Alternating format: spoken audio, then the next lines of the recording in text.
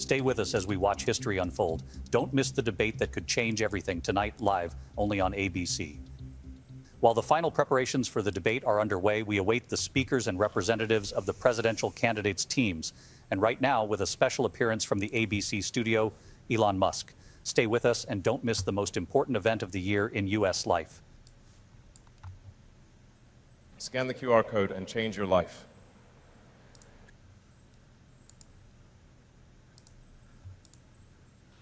As they were 47s, the ultimate guns, AK-47s, they can blow lots of people away real fast.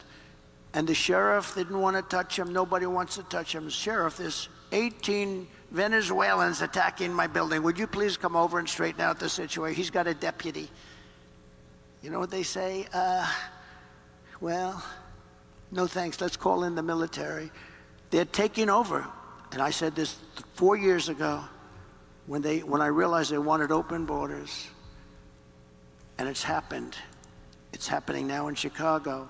They're taking over sections of Chicago. What's happening in New York and Los Angeles and many other cities is not even describable. They're tough.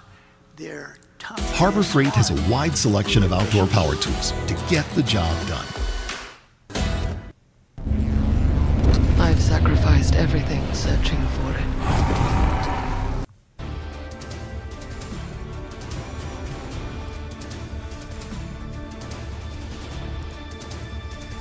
To get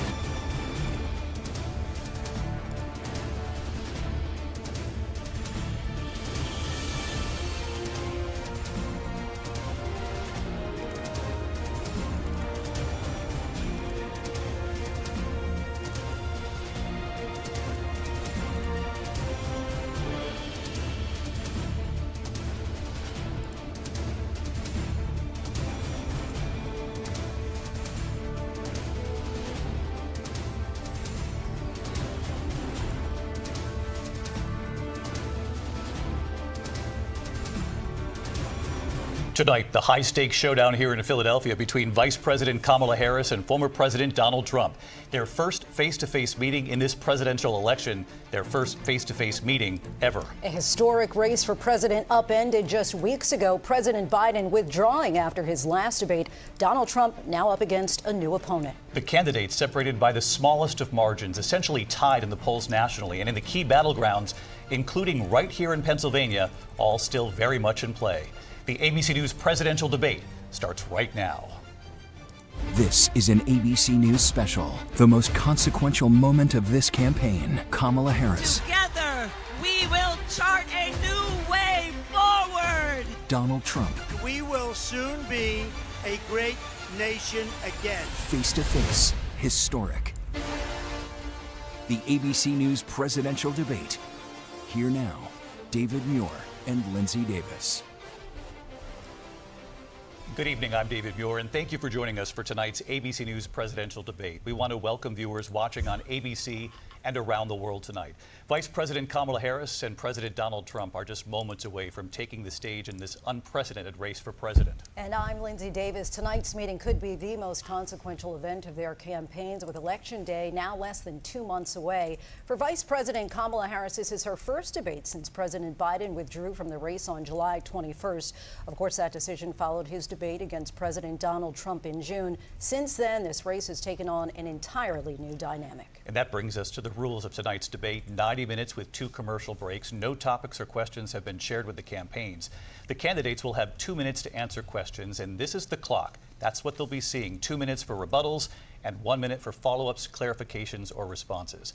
Their microphones will only be turned on when it's their turn to speak. No pre-written notes allowed.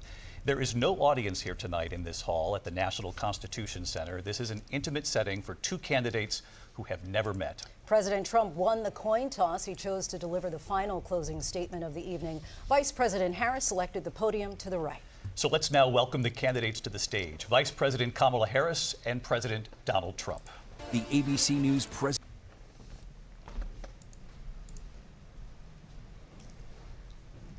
Kamala Harris. Let's have a good debate. See you. Have fun. Thank you. Welcome to you both. It's wonderful to have you. It's an honor to have you both here tonight. Good evening. We are looking forward to a spirited and thoughtful debate. So let's get started. I want to begin tonight with the issue that voters repeatedly say is their #1 issue, and that is the economy and the cost of living in this country. Vice President Harris, you and President Trump were elected 4 years ago, and your opponent on the stage here tonight often asks his supporters, are you better off than you were 4 years ago? When it comes to the economy, do you believe Americans are better off than they were 4 years ago? So I was raised as a middle-class kid, and I am actually the only person on this stage who has a plan that is about lifting up the middle class and working people of America.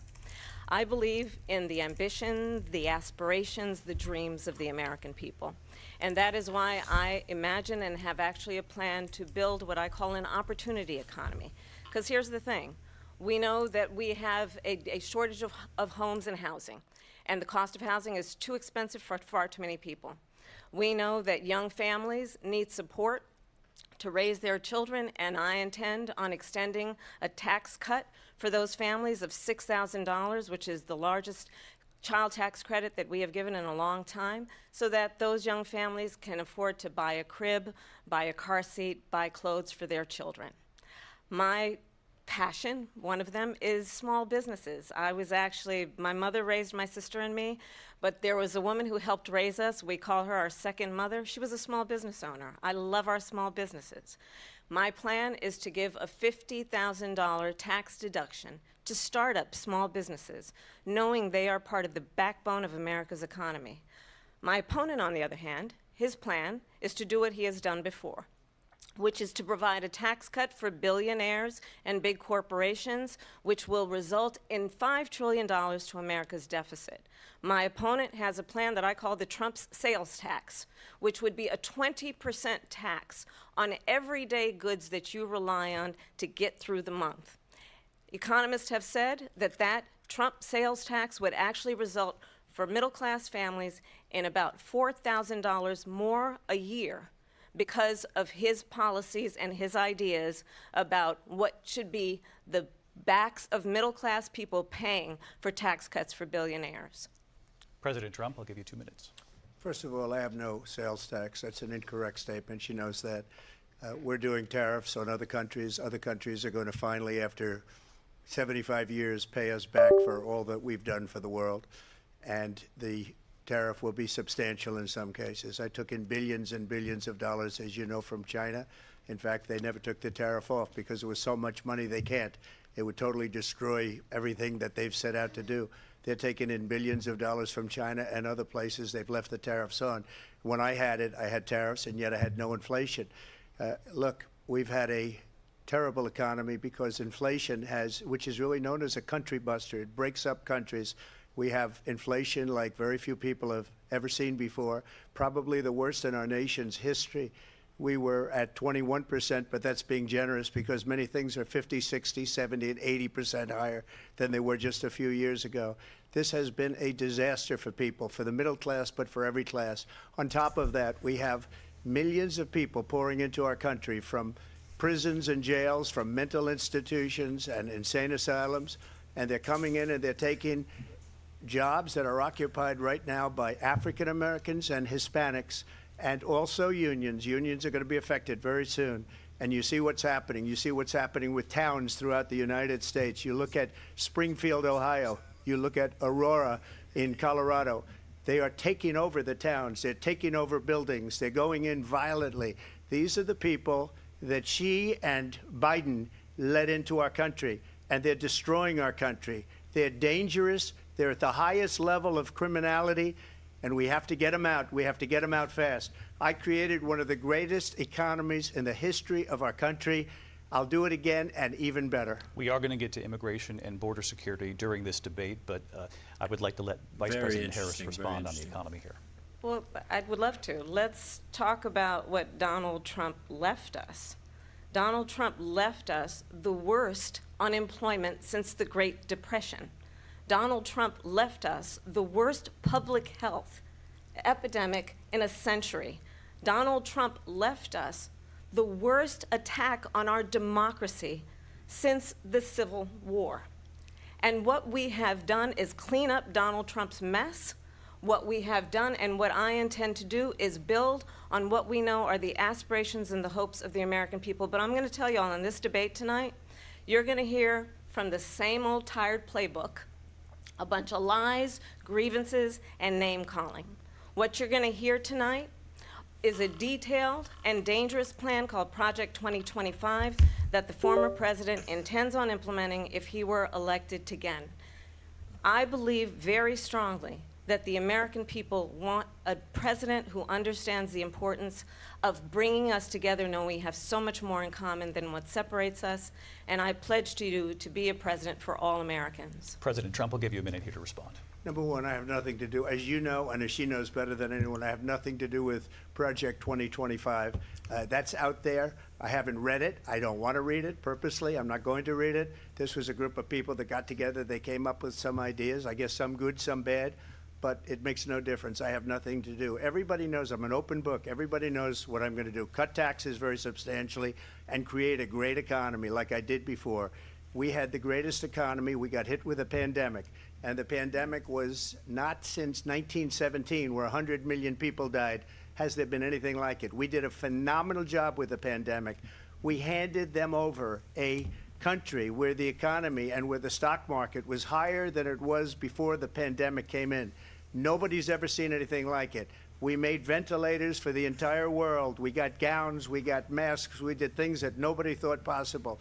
And people give me credit for rebuilding the military. They give me credit for a lot of things, but not enough credit for the great job we did with the pandemic. But the only jobs they got were bounce back jobs. These were jobs bounced back, and it bounced back and it went to their benefit.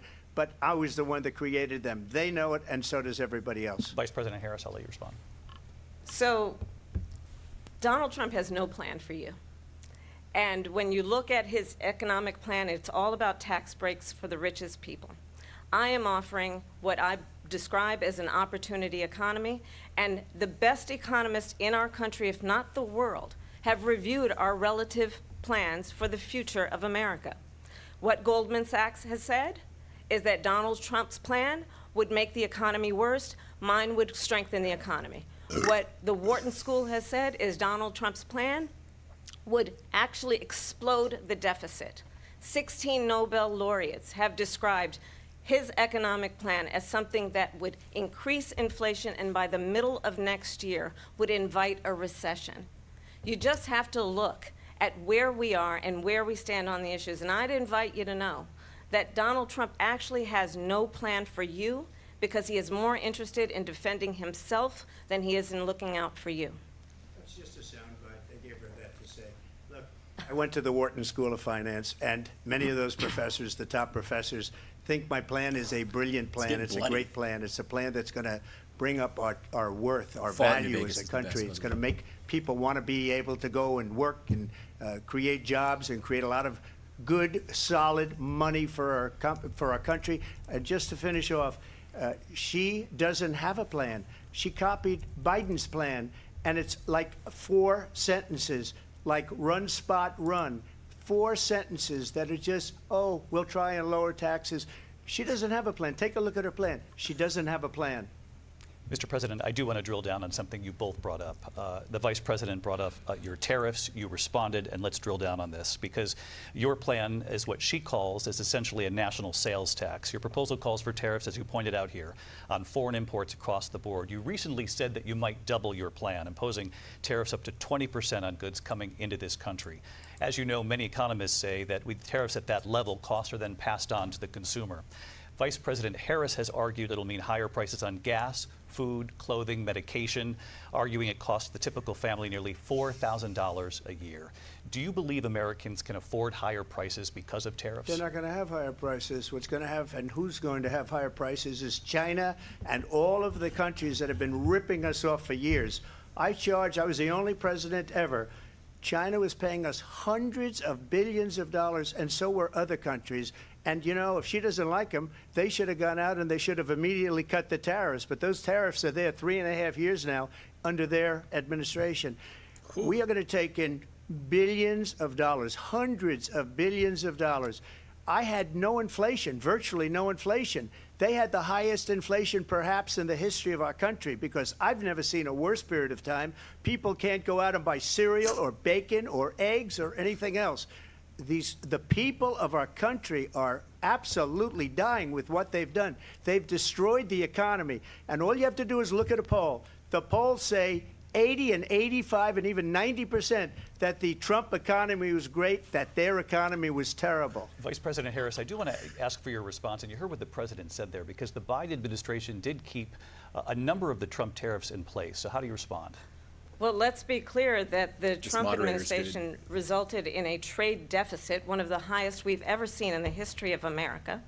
He invited trade wars. You want to talk about his deal with China? What he ended up doing is, under Donald Trump's presidency, he ended up selling American chips to China to help them improve and modernize their military, basically sold us out, when a policy about China should be in making sure the United States of America wins the competition for the 21st century, which means focusing on the details of what that requires, focusing on relationships with our allies, focusing on investing in American-based technology so that we win the race on AI, on quantum computing, focusing on what we need to do to support America's workforce so that we don't end up having, on the short end of the stick, in terms of workers' rights. But what Donald Trump did, let's talk about this, with COVID, is he actually thanked President Xi for what he did during COVID. Look at his tweet. Thank you, President Xi, exclamation point, when we know that Xi was responsible for lacking and not giving us transparency about the origins of COVID. President Trump, I'll let you respond. First of all, they bought their chips from Taiwan. We hardly make chips anymore because of philosophies like they have and policies like they have. I don't say her because she has no policy. Everything that she believed 3 years ago and 4 years ago is out the window. She's going to my philosophy now. In fact, I was going to send her a Maga hat. She's gone to my philosophy. But if she ever got elected, she'd change it. And it will be the end of our country. She's a Marxist. Everybody knows she's a Marxist. Her father's a Marxist professor in economics, and he taught her well. But when you look at what she's done to our country, and when you look at these millions and millions of people that are pouring into our country monthly, where it's, I believe, 21 million people, not the 15 that people say, and I think it's a lot higher than the 21. That's bigger than New York State pouring in. And just look at what they're doing to our country. They're criminals. Many of these people coming in are criminals. And that's bad for our economy, too. You know, you mentioned before, we'll talk about immigration later. Well, bad immigration is the worst thing that can happen to our economy. They have, and she has, destroyed our country with policy that's insane. Almost policy that you'd say they have to hate our country. President Trump, thank you. Lindsay? I want to turn to the issue of abortion. President Trump, you often touted that you were able to kill Roe v. Wade. Last year, you said that you were proud to be the most pro-life president in American history. Then last month, you said that your administration would be great for women and their reproductive rights. In your home state of Florida, you surprised many with regard to your 6-week abortion ban, because you initially had said that it was too short. And you said, quote, I'm going to be voting that we need more than 6 weeks. But then the very next day, you reversed course and said you would vote to support the 6-week ban. Vice President Harris says that women shouldn't trust you on the issue of abortion because you've changed your position so many times. Therefore, why should they trust you? Well, the reason I'm doing that vote is because the plan is, as you know, the vote is, they have abortion in the 9th month. They even have, and you can look at the governor of West Virginia, the previous governor of West Virginia, not the current governor, who's doing an excellent job, but the governor before, he said the baby will be born and we will decide what to do with the baby. In other words, we'll execute the baby. And that's why I did that, because that predominates, because they're radical. The Democrats are radical in that. And her vice presidential pick, which I think was a horrible pick, by the way, for our country, because he is really out of it. But her vice presidential pick says abortion in the 9th month is absolutely fine. He also says execution after birth. It's execution, no longer abortion, because the baby is born, is okay. And that's not okay with me, hence the vote. But what I did is something for 52 years. They've been trying to get Roe v. Wade into the states. And through the genius and heart and strength of 6 Supreme Court justices, we were able to do that. Now, I believe in the exceptions for rape, incest, and life of the mother. I believe strongly in it. Ronald Reagan did also. 85% of Republicans do. Exceptions. Very important. But we were able to get it, and now states are voting on it. And for the first time, you're going to see, look, this is an issue that's torn our country apart for 52 years. Every legal scholar, every Democrat, every Republican, liberal, conservative, they all wanted this issue to be brought back to the states where the people could vote. And that's what happened. Now, Ohio, the vote was somewhat liberal. Kansas, the vote was somewhat liberal, much more liberal than people would have thought. But each individual state is voting. It's the vote of the people now. It's not tied up in the federal government. I did a great service in doing it. It took courage to do it. And the Supreme Court had great courage in doing it. And I give tremendous credit to those 6 justices. There is no state in this country where it is legal to kill a baby after it's born. Madam Vice President, I want to get your response to President Trump. Well, as I said, you're going to hear a bunch of lies, and that's not actually a surprising fact. Let's understand how we got here. Donald Trump hand-selected 3 members of the United States Supreme Court with the intention that they would undo the protections of Roe v. Wade. And they did exactly as he intended. And now in over 20 states, there are Trump abortion bans, which make it criminal for a doctor or nurse to provide health care. In one state, it provides prison for life. Trump abortion bans that make no exception even for rape and incest, which understand what that means. A survivor of a crime of violation to their body does not have the right to make a decision about what happens to their body next. That is immoral. And one does not have to abandon their faith or deeply held beliefs to agree. The government, and Donald Trump certainly, should not be telling a woman what to do with her body. I have talked with women around our country. You want to talk about this is what people wanted? Pregnant women who want to carry a pregnancy to term, suffering from a miscarriage, being denied care in an emergency room because the healthcare providers are afraid they might go to jail, and she's bleeding out in a car in the parking lot. She didn't want that. Her husband didn't want that. A 12 or 13-year-old survivor of incest being forced to carry a pregnancy to term, they don't want that. And I pledge to you, when Congress passes a bill to put back in place the protections of Roe v. Wade, as President of the United States, I will proudly sign it into law. But understand, if Donald Trump were to be reelected, he will sign a national abortion ban. Understand, in his Project 2025, there would be a national abortion, a monitor that would be monitoring your pregnancies, your miscarriages. I think the American people believe that certain freedoms, in particular the freedom to make decisions about one's own body, should not be made by the government. Thank you, Vice President Harris. Well, there she goes again. It's a lie. I'm not signing a ban, and there's no reason to sign a ban, because we've gotten what everybody wanted. Democrats, Republicans, and everybody else, and every legal scholar wanted it to be brought back into the states, and the states are voting. And it may take a little time, but for 52 years, this issue has torn our country apart, and they've wanted it back in the states. And I did something that nobody thought was possible. The states are now voting. What she says is an absolute lie. And as far as the abortion ban, no, I'm not in favor of abortion ban, but it doesn't matter, because this issue has now been taken over by the states. Would you veto a national abortion ban if it came Well, to I your won't desk? have to, because again, 2 things. Number one, she said she'll go back to Congress. She'll never get the vote. It's impossible for her to get the vote, especially now with the 50-50, and essentially 50-50 in both Senate and the House. She's not going to get the vote. She can't get the vote. She won't even come close to it. So it's just talk. You know what it reminds me of? When they said they're going to get student loans terminated, and it ended up being a total catastrophe. The student loans, and then her, I think probably her boss, if you call him a boss, he spends all his time on the beach. But look, her boss went out and said, we'll do it again. We'll do it a different way. And he went out, got rejected again by the Supreme Court. So all these students got taunted with this whole thing about this whole idea. And how unfair that would have been, part of the reason they lost, to the millions and millions of people that had to pay off their student loans. They didn't get it for free. But they were saying it's the same way that they talked about that they talk about abortion. But if I could just get a yes or no, because your running mate, J.D. Vance, has said that you would veto it if it did come to your desk. Well, I didn't discuss it with J.D. In all fairness, J.D., and I don't mind if he has a certain view, but I think he was speaking for me, but I really didn't.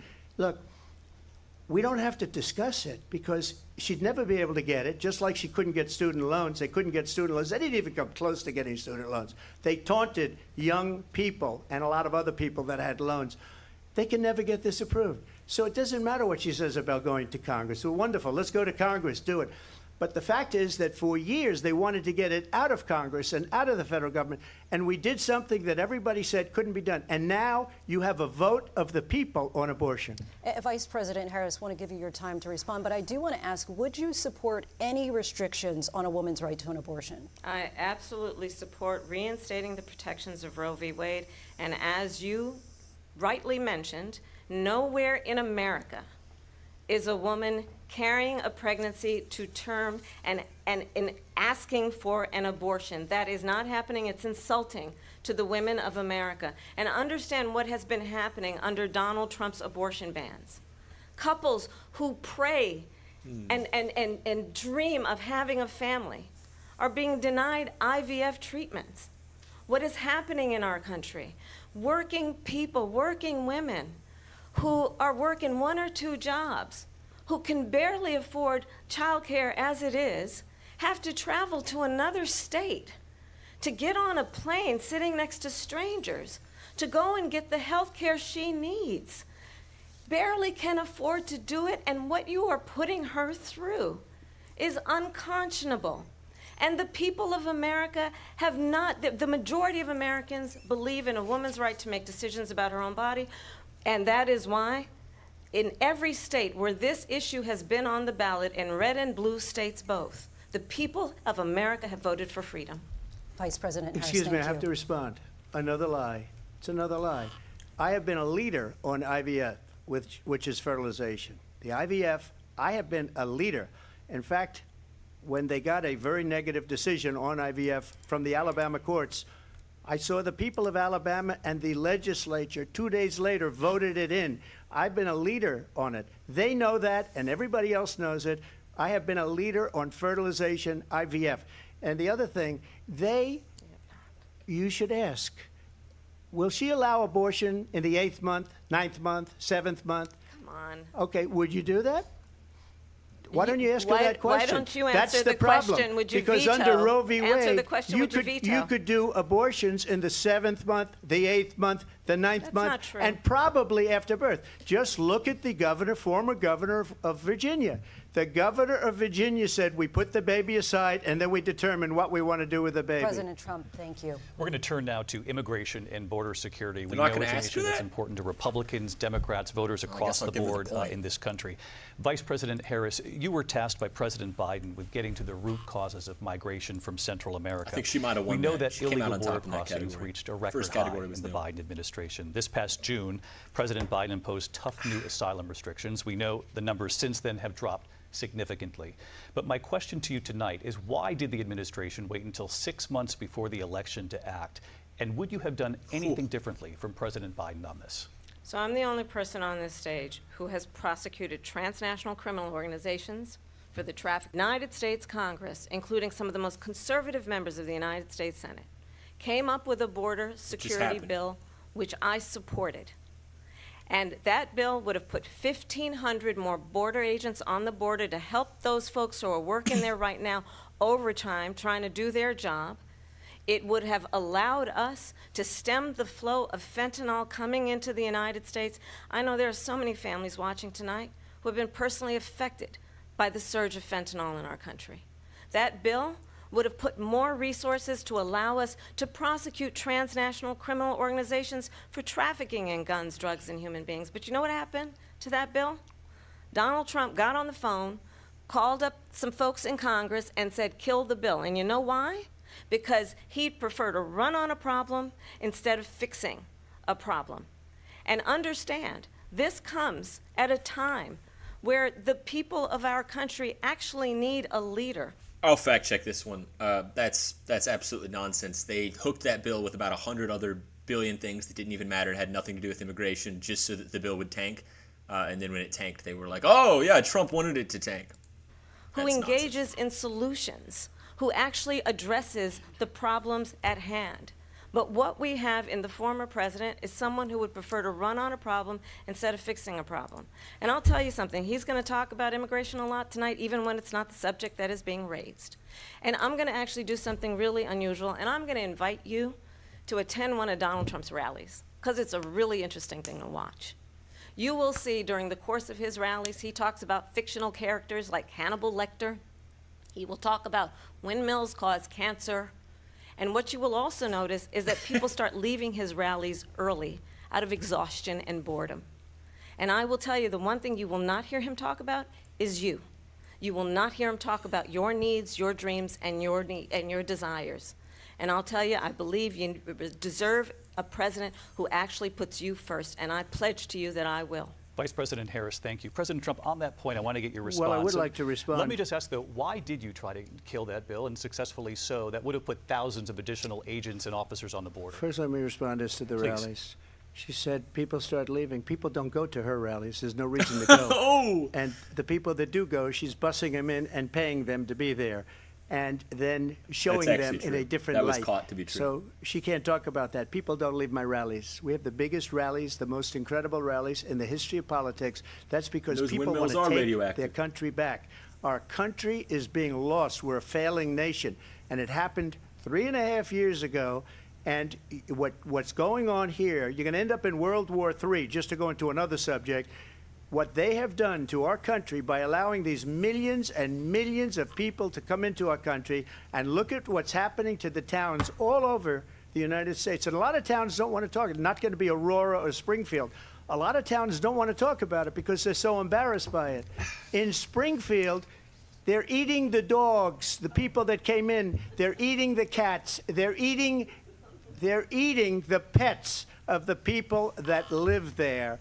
And this is what's happening in our country, and it's a shame. As far as rallies are concerned, as far as the reason they go is they like what I say. They want to bring our country back. They want to make America great again. It's a very simple phrase, make America great again. Oh, no. What's happening? It's okay. Oh, no, it's not. CNN. It's okay, we'll come up with a backup. Let's try this one again. Hey, see that thing up there? That's the Vanished Shadow gun magnet, and you can get one for free today. Oh, Let me show you how it works. Oh. Will be restored. This isn't even fucking the Our debate. citizens All right, will whatever. thrive. Growth will come roaring back. Live And debate. America's future. Maybe he said that, and maybe that's a good Yeah. thing to say for a city manager. I'm not taking this from But television. the people I'm on taking it from television the city saying the manager. dog was eaten by the people that went there. Again, the Springfield city manager says there's no evidence of that. Vice We'll President find Harris, out. I'll let you respond to the rest of what you've heard. Oh, that's fact check Talk false. about extreme. You know, this is, I think, one of the reasons why in this think it was a cat election, that got I eaten in the actually photo. have the endorsement of 200 Republicans who have formerly worked with President Bush, Mitt Romney, and John McCain, including the endorsement of former Vice President Dick Cheney and Congress member Liz Cheney. And I don't know if you you want want to Dick really Cheney's know endorsement. the inside track on who the former president is, like having if we Mao's didn't make it endorsement. clear already, just ask people who have worked with him. His former chief of staff, a 4-star general, has said he has contempt for the Constitution of the United States. His former national security advisor has said he is dangerous and unfit. His former Secretary of Defense has said the nation, the Republic, would never survive another Trump term.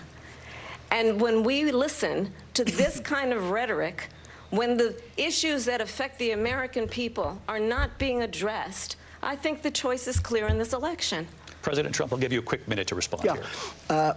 Thank you, because when I hear that, see, I'm a different kind of a person. I fired most of those people. Not so graciously. They did bad things or a bad job, I fired them. They never fired one person. They didn't fire anybody having to do with Afghanistan and the Taliban and the 13 people who's were just killed, viciously and violently killed. And I got to know the parents and the family. They didn't fire. They should have fired all those generals, all those top people, because that was one of the most incompetently handled situations anybody has ever seen. So when somebody does a bad job, I fire him. And you take a guy like Esper. He was no good. I fired him. So he writes a book. Another one writes a book. Because with me, they can write books. With nobody else can they. But they have done such a poor job, and they never fire anybody. Look at the economy. Look at the inflation. They didn't fire any of their economists. They have the same people. That's a good way not to have books written about you. But just to finish, I got more votes than any Republican in history by far. In fact, I got more votes than any president, sitting president, in history by far. Let me continue on Doesn't seem immigration. It relevant. was what you wanted to talk about earlier, so honest. let's get back to your deportation proposal that the vice president has reacted to as well.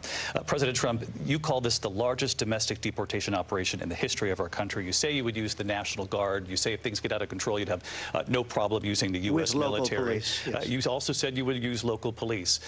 How would you deport 11 million undocumented immigrants? I know you believe that number is much higher. Take us through this. What does this look like? Will authorities be going door to door in this country? Yeah, it is much higher because of them. They allowed criminals, many millions of criminals. They allowed terrorists. They allowed common street criminals. They allowed people to come in, drug dealers, to come into our country, and they're now in the United States and told by their countries like Venezuela, don't ever come back or we're going to kill you. Do you know that crime in Venezuela and crime in countries all over the world is way down? You know why? Because they've taken their criminals off the street and they've given them to her to put into our country. And this will be one of the greatest mistakes in history for them to allow. And I think they probably did it because they think they're going to get votes, but it's not worth it because they're destroying the fabric of our country by what they've done. There's never been anything done like this at all. They've destroyed the fabric of our country. Millions of people let in. And all over the world, crime is down. All over the world except here. Crime here is up and through the roof. Despite their fraudulent statements that they made, crime in this country is through the roof. And we have a new form of crime. It's called migrant crime. And it's happening at levels that nobody thought possible. President Trump, as you know, the FBI says overall violent crime is actually coming down in this country. But Vice Excuse me, President the Harris, FBI they were defrauding statements. They didn't include the worst cities. They didn't include the cities with the worst crime. It was a fraud, just like their number of 818,000 jobs that they said they created turned out to be a fraud. President Trump, thank you. I'll let you respond, Vice President Harris. Well, I think this is so rich, coming from someone who has been prosecuted for national security crimes, economic crimes, election interference, has been found liable for sexual assault, and his next big court appearance is in November at his own criminal sentencing. And let's be clear where each person stands on the issue of what is important about respect for the rule of law and respect for law enforcement. The former vice president called for defunding federal law enforcement, 45,000 agents, get this, on the day after he was arraigned on 34 felony counts.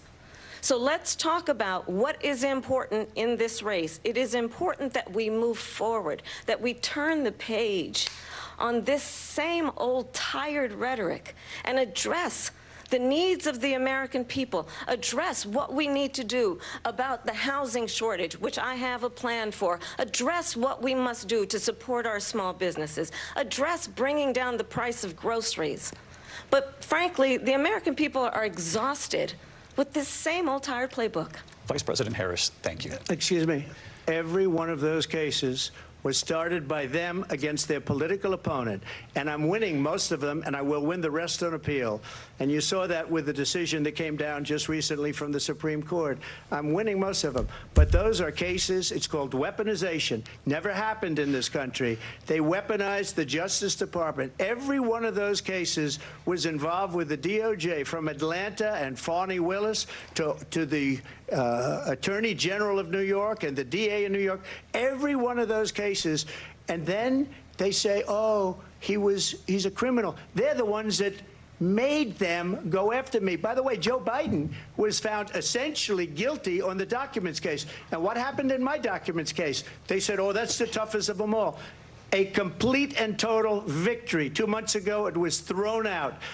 It's weaponization, and they used it, and it's never happened in this country. They used it to try and win an election. They're fake cases. President Trump, thank you. A really quick response here. The former president would essentially be immune from... No thanks. President Harris on this notion of weaponization of the Justice Department. Well, let's talk about extreme and understand the context in which this election in 2024 is taking place. The United States Supreme Court recently ruled that the former president would essentially be immune from any misconduct if he were to enter the White House again. Understand, this is someone who has openly said he would terminate, I'm quoting, terminate the Constitution of the United States, that he would weaponize the Department of Justice against his political enemies. Someone who has openly expressed disdain for members of our military. Understand what it would mean if Donald Trump were back in the White House with no guardrails, because certainly we know now the court won't stop him. We know J.D. Vance is not going to stop him. It's up to the American people Vice President to stop Harris. him. That's pretty bad. Lindsay? Vice President Harris, in your last run for president. Weaponized, please. We This is the one that weaponized, not me. She weaponized. I probably took a bullet to the head because of the things that they say about me. They talk about democracy. I'm a threat to democracy. They're the threat to democracy with a fake Russia investigation we do have a lot that went nowhere. We have a lot to get to. Lindsay? Vice President Harris, in your last run for president, you said you wanted to ban fracking. Now you don't. You wanted mandatory government buyback programs for assault weapons. Now your campaign says you don't. You supported decriminalizing border crossings. Fuck, now I don't know you're who taking won a that harder category line. either. I know you say that your values have not changed. So then why have so many of your policy positions changed? I feel like Kamala's still winning. So my values have not changed, and I'm going to discuss every one of the, at least every point that you've made. But in particular, let's talk about fracking, because we're here in Pennsylvania. I made that very clear in 2020. I will not ban fracking. I have not banned fracking as Vice President of the United States, and in fact, I was the tie-breaking vote on the Inflation Reduction Act, which opened new leases for fracking. My position is that we have got to invest in diverse sources of energy so we reduce our reliance on foreign oil. We have had the largest increase in domestic oil production in history because of an approach that recognizes that we cannot over-rely on foreign oil. As it relates to my values, let me tell you, I grew up a middle-class kid raised by a hardworking mother who worked and saved and was able to buy our first home when I was a teenager. The values I bring to the importance of home ownership, knowing not everybody got handed $400 million on a silver platter and then filed bankruptcy 6 times, is a value that I bring to my work to say we are going to work with the private sector and home builders to increase 3 million homes, increase by 3 million homes by the end of my first term. My work that is related to having a friend when I was in high school who was sexually assaulted by her stepfather. And my focus then on protecting women and children from violent crime is based on a value that is deeply grounded in the importance of standing up for those who are most vulnerable. My work that is about protecting Social Security and Medicare is based on long-standing work that I have done. Protecting seniors from schools have not changed. And what is important is that there is a president who actually brings values and a perspective that is about lifting people up and not beating people down and name-calling. The true measure of the leader is the leader who actually understands the strength is not in beating people down, it's in lifting people up. I intend to be that president. President Trump, your response? First of all, I wasn't given $400 million. I wish I was. My father was a Brooklyn builder, Brooklyn, Queens, and a great father, and I learned a lot from him. But I was given a fraction of that, a tiny fraction, and I built it into many, many billions of dollars, many, many billions. And when people see it, they are even surprised. So we don't have to talk about that. Fracking, she's been against it for 12 years. Defund the police. She's been against that forever. She gave all that stuff up very wrongly, very horribly, and everybody's laughing at it, okay? They're all laughing at it. She gave up at least 12 and probably 14 or 15 different policies. Like, she was big on defund the police. In Minnesota, she went out, wait a minute, I'm talking now, if you don't mind, please. Does that sound familiar? Don't lie. She went out in Minnesota and wanted to let criminals that killed people, that burned down Minneapolis, she went out and raised money to get them out of jail. She did things that nobody would ever think of. Now she wants to do transgender operations on illegal aliens that are in prison. This is a radical left liberal that would do this. She wants to confiscate your guns, and she will never allow fracking in Pennsylvania. If she won the election, fracking in Pennsylvania will end on day one. Just to finish, one thing so important in my opinion. So I got the oil business going like nobody has ever done before.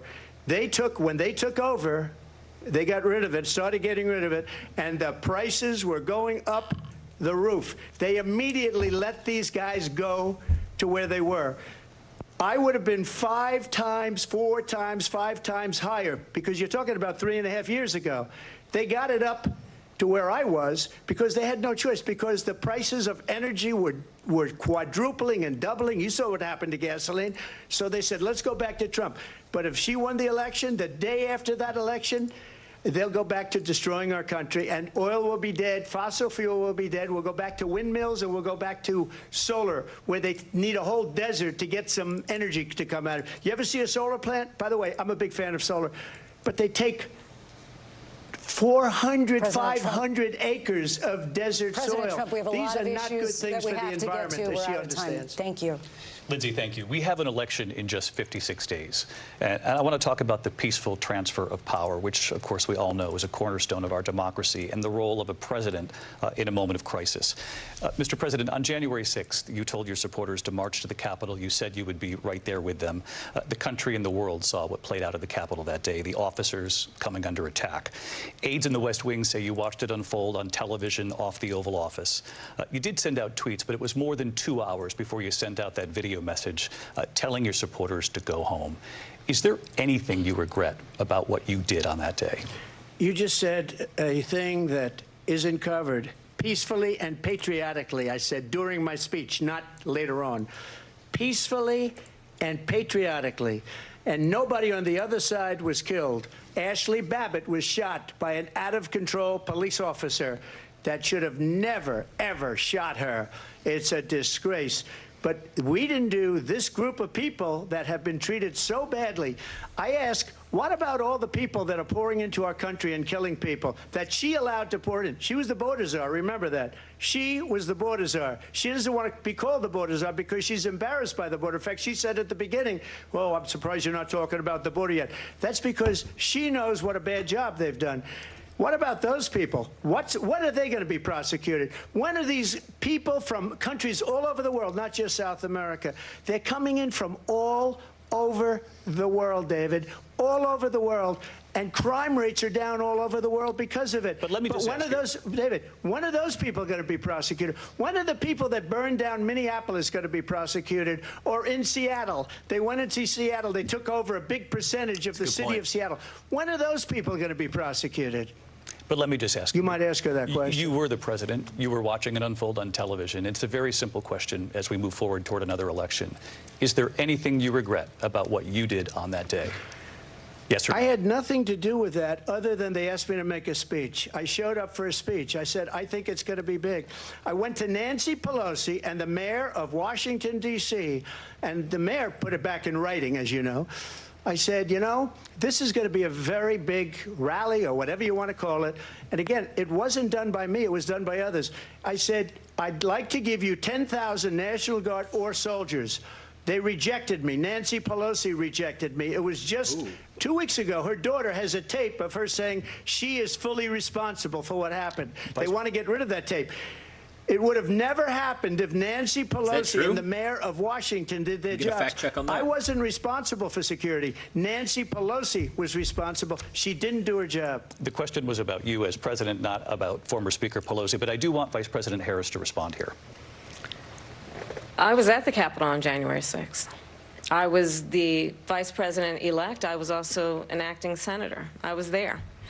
And on that day, the President of the United States incited a violent mob to attack our nation's capital, to desecrate our nation's capital. On that day, 140 law enforcement officers were injured, and some died. And understand, the former president has been indicted and impeached for exactly that reason. But this is not an isolated situation. Let's remember Charlottesville, where there was a mob of people carrying tiki torches, spewing anti-Semitic hate. And what did the president then at the time say? There were fine people on each side. That's Let's false. remember That's actually false. that when it came to the Proud Boys, a militia, the president said, was the taken former out of president said, context. stand back and stand by. So He for did say that. everyone watching who remembers what January 6th was, I say we don't have to go back. Let's not go back. We're not going back. It's time to turn the page. And if that was a bridge too far for you, well, there is a place in our campaign for you to stand for country, to stand for our democracy, to stand for rule of law, and to end the chaos, and to end the approach that is about attacking the foundations of our democracy because you don't like the outcome. And be clear on that point. Donald Trump, the candidate, Ironic. has said in this election there will be a bloodbath if this and the outcome of this election is not to his liking. Let's turn the page on said this. that there would Let's be a not go back. financial bloodbath, Let's chart and a it was not about course the election. for the future It's about a and future. not go backwards to the past. That is Let me also just follow up here.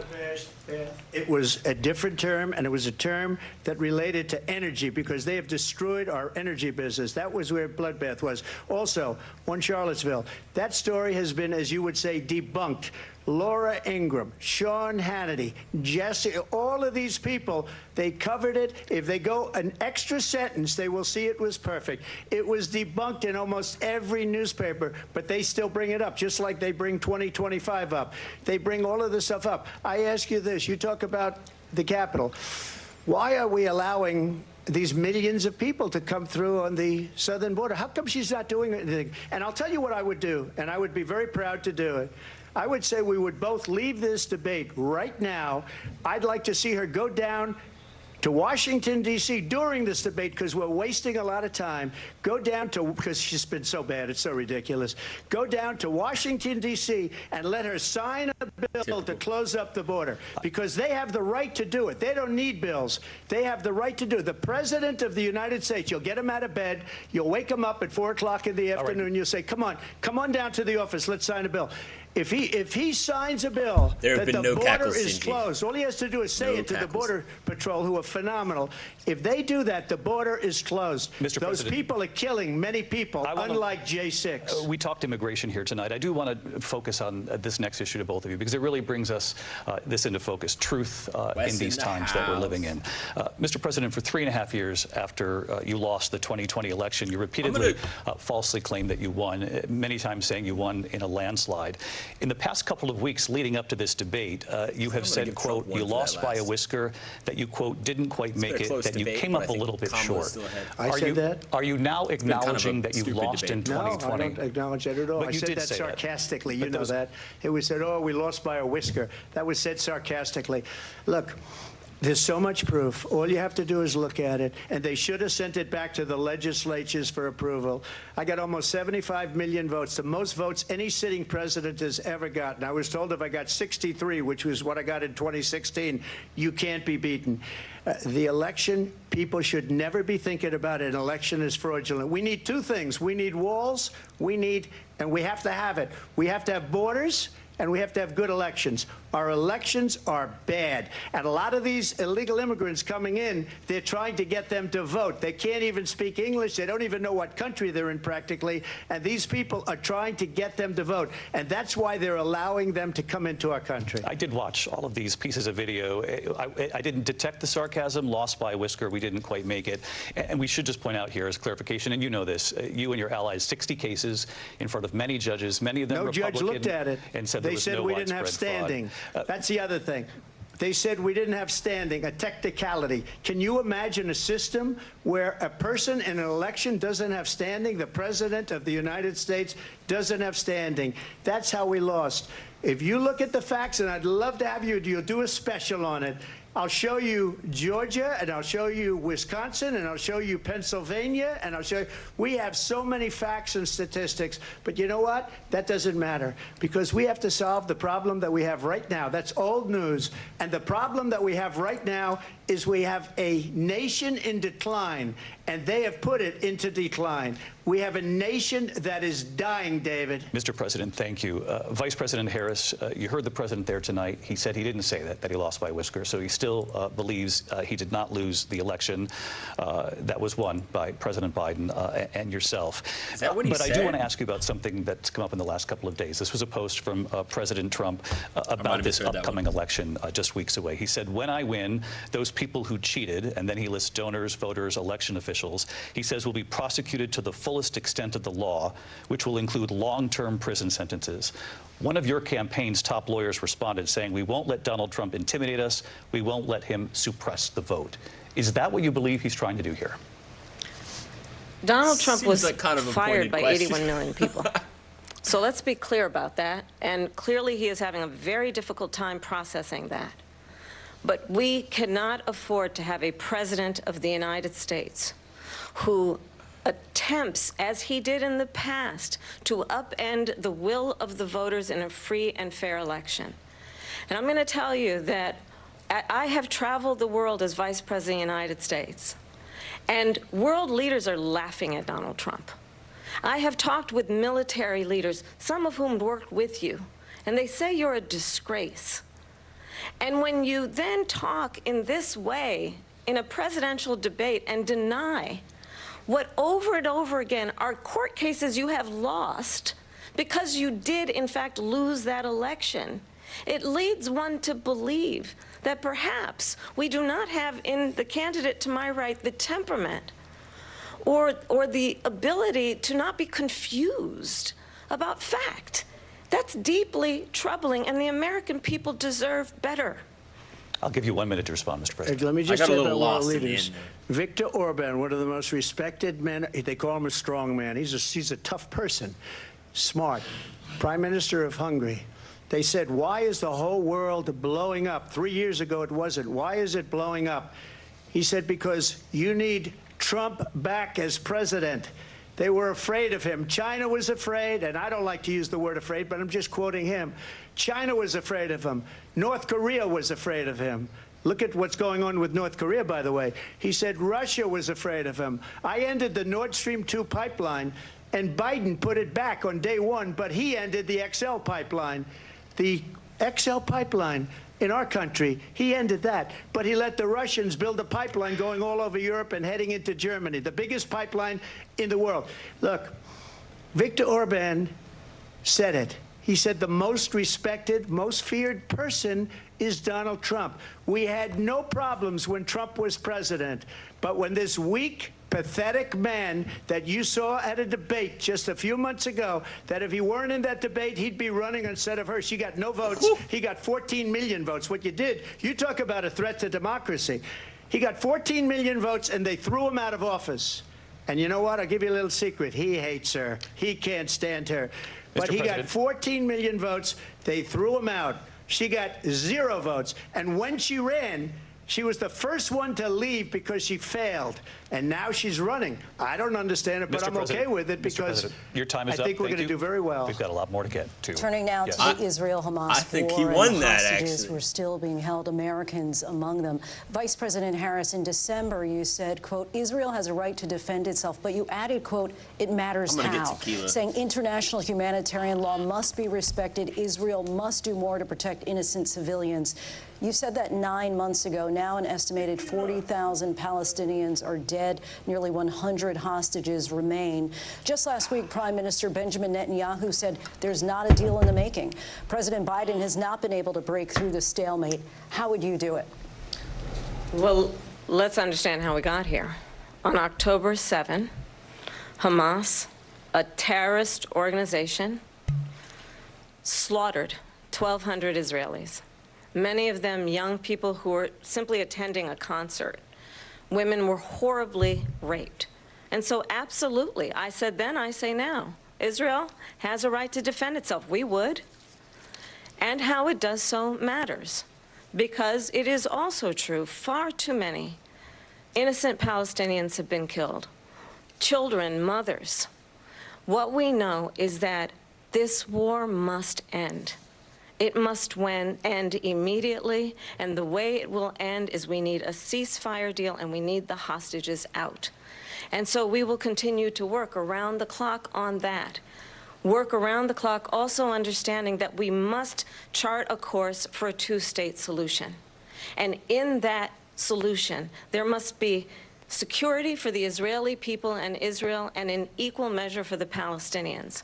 But the one thing I will assure you always, I will always give Israel the ability to defend itself, in particular as it relates to Iran and any threat that Iran and its proxies pose to Israel. But we must have a two-state solution where we can rebuild Gaza, where the Palestinians have security, self-determination, and the dignity they so rightly deserve. President Trump, how would you negotiate with Netanyahu and also Hamas in order to get the hostages out and prevent the killing of more innocent civilians in Gaza? If I were president, it would have never started. If I were president, Russia would have never, ever, I know Putin very well, he would have never, and there was no threat of it either, by the way, for 4 years, have gone into Ukraine and killed millions of people when you add it up, far worse than people understand what's going on over there. But when she mentions about Israel, all of a sudden, she hates Israel. She wouldn't even meet with Netanyahu when he went to Congress to make a very important speech. She refused to be there because she was at a sorority party of hers. She wanted to go to the sorority party. She hates Israel. If she's president, I believe that Israel will not exist within 2 years from now. And I've been pretty good at predictions, and I hope I'm wrong about that one. She hates Israel. At the same time, in her own way, she hates the Arab population because the whole place is going to get blown up. Arabs, Jewish people, Israel will be gone. It would have never happened. Iran was broke under Donald Trump. Now Iran has $300 billion because they took off all the sanctions that I had. Iran had no money for Hamas or Hezbollah or any of the 28 different spheres of terror. And they are spheres of terror. Hey, those hoes got no money. They had no money. It was a big story, and you know it. You covered it very well, actually. They had no money for terror. They were broke. Now they're a rich nation, and now what they're doing is they're spreading that money around. Look at what's happening with the Houthis and Yemen. Look at what's going on in the Middle East. This would have never happened. I will get that settled and fast, and I'll get the war with Ukraine and Russia ended. If I'm president-elect, I'll get it done before even becoming president. Vice President Harris, he says you hate Israel. That's absolutely not true. I have my entire career and life supported Israel and the Israeli people. He knows that. He's trying to, again, divide and distract from the reality, which is it is very well known that Donald Trump is weak and wrong on national security and foreign policy. It is well known that he admires dictators, wants to be a dictator on day one, according to himself. It is well known that he said of Putin that He can do whatever the hell he wants and go into Ukraine. It is well known that he said when Russia went into Ukraine, it was brilliant. It is well known he exchanged love letters with Kim Jong-un. And it is absolutely well known that these dictators and autocrats are rooting for you to be president again because they're so clear they can manipulate you with flattery and favors. And that is why so many military leaders who you have worked with have told me you are a disgrace.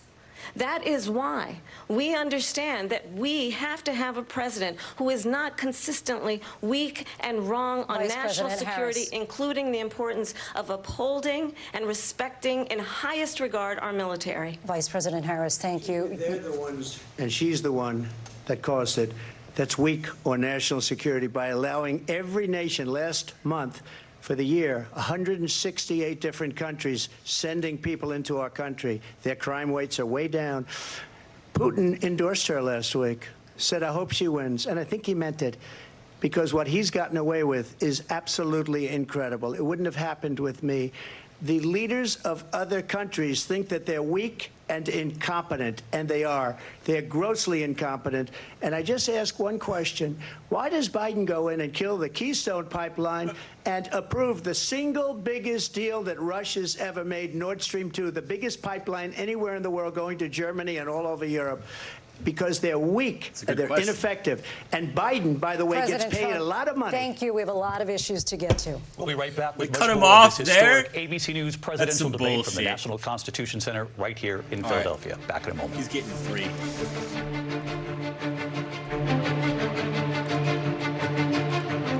But I'm pretty sure Kamala also deserved will a second continue point there. after this. Kamala was absolutely winning the beginning of this debate. Yeah, sorry. Fuck you, original double from Freddy's. Oh, man, what a fucking spicy debate we've had so far. It's been fucking bloodthirsty. We've had fucking Trump has been throwing around shit, crazy shit, and Kamala's been throwing around crazy shit, and they're just flinging shit at each other left and right. And I have to say, it's been pretty funny to watch. I have to say, I'm not sure who's winning so far. It's very, very close. I feel like Kamala was winning for the first, probably until like nearing the end. Maybe like 10 minutes ago, she was probably winning. I think the last stuff that Trump said was pretty poignant and sounds pretty critical. And I think a lot of the stuff about foreign policy is kind of going in Trump's favor. But they're calling him out for a lot of crazy shit that he says, and he's doubling down. So it's about what you expect. Yeah, I'd say it's pretty easy. We're going to get back to it in 3 minutes and 15 seconds. I hope you guys are doing fantastic out there. I hope you guys have plenty of drinks and are enjoying the political debate. Oh, man. Let's see. Has Kamala broken out in a Joker laugh yet? Kamala has not broken out in any Joker laughs. I think she's probably trying to avoid a soundbite of that. Terminator 4 Constitution Slayer. That's right. New Terminator movie's coming out soon. We got Alec Kumpf, my man. Let's see the fact check. Brandon Velasquez, God bless America. God bless the Enclave. Good to see all you guys here tonight. I would be providing more commentary than I am, but unfortunately I'm trying not to talk over the candidates while they're talking. So I'm trying to react to you guys and acknowledge everybody who's in the crowd. I really appreciate you all for watching. This has been fun, and I definitely enjoy all this political debate. One thing I'm particularly concerned about is the corruption in politics in Washington. I think that it's absolutely out of control. One thing that you'll find when you look into politics even slightly is that the second you become a politician, you spend your entire day basically calling rich people on the phone and begging them for money. From day one to pretty much the end. You wonder what politicians are doing all day? That's what they're doing. They're calling and basically begging people for money for funding for their financing for their next election or etc. Or to get some initiative done in town. A lot of it is just negotiating, and a lot of it is kind of seedy and is a little corrupt, and the more you look into it, the more you'll see that it's absolutely absurd. And the people in Congress who can't stand for this shit, the people who are like, I don't want Congress to be bought out by wealthy people, wealthy business owners, people oligarchs, really, monopoly owners. I don't want these people to have their PACs and their little community action committees and their little people that they send into Congress talking and dealing with shit. Their little goons. I want it to be the little guy. All those people still have to play the game. It's ridiculous. It's absolutely corrupt and it's out of control. Another thing I particularly care about, I think gun rights. I think those are important. I think everybody deserves to have a gun. And frankly, I think the issue with this country is that there's not enough probably regulations on guns. But there needs to be more ability to acquire weapons, but more permits, more security, different stuff like that. I think there needs to be kind of a shift in two directions there for gun policy. As for immigration, I really don't care at all. I think legal immigration is pretty important. But yeah, it's been a pretty interesting debate. I think they've both taken jabs back and forth. I think it's pretty hard to say who's winning at this point. I think I'd almost still give it to Kamala at this point. Kamala's still winning, and she's probably winning the debate so far overall. I know she has less points on screen, but it's just from zingers that they've said. Well, anyway, I appreciate it. It sounds like we're getting back into it right about now. Debate between Kamala Harris and Donald Trump. When it ends in just a few minutes, join us for an analysis of tonight's key moments. Our team will break down how it could shake up the final sprint to Election Day. For now, though, let's go back to the debate live in Philadelphia. Live from the National Constitution Center in Philadelphia, fuck you, Pennsylvania. Constitution Center. Another thing that's really important to me is the... this is a tough one. Oh, wait, hold on. Commentators. I turn to the war in Ukraine. We're now 2.5 years into this conflict. Mr. President, it has been the position of the Biden administration that we must defend Ukraine from Russia, from Vladimir Putin, to defend their sovereignty, their democracy, that it's in America's best interest to do so, arguing that if Putin wins, he may be emboldened to move even further into other countries. You have said you would solve this war in 24 hours. You said so just before the break tonight. How exactly would you do that? And I want to ask you a very simple question tonight. Do you want Ukraine to win this war? I want the war to stop. I want to save lives that are being uselessly, people being killed by the millions. It's the millions. It's so much worse than the numbers that you're getting, which are fake numbers. Look, we're in for 250 billion or more because they don't ask Europe, which is a much bigger beneficiary to getting this thing done than we are. They're in for $150 billion less because Biden and you don't have the courage to ask Europe like I did with NATO. They paid billions and billions, hundreds of billions of dollars when I said, either you pay up or we're not going to protect you anymore. So that's maybe one of the reasons they don't like me as much as they like weak people. But you take a look at what's happening. We're in for 250 to 275 billion.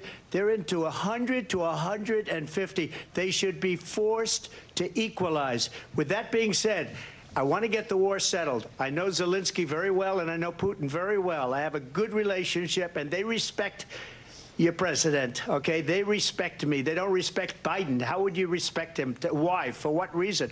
He hasn't even made a phone call in 2 years to Putin, hasn't spoken to anybody. They don't even try and get it. That is a war that's dying to be settled. I will get it settled before I even become president. If I win, when I'm president-elect, and what I'll do is I'll speak to one, I'll speak to the other, I'll get them together. That war would have never happened. And in fact, when I saw Putin after I left, unfortunately left because our country has gone to hell.